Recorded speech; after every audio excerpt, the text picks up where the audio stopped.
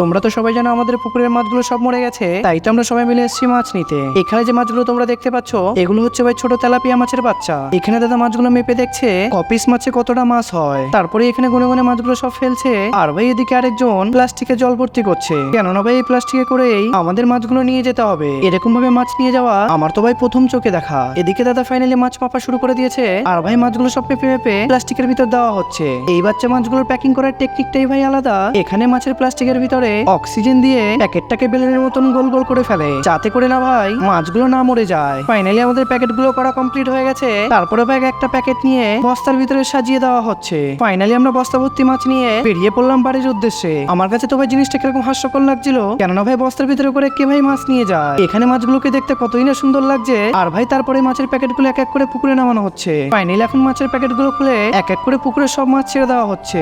আজকে তবে আসি, তোমাদের সঙ্গে দেখা হচ্ছে নেক্সট ভিডিওতে। বাই।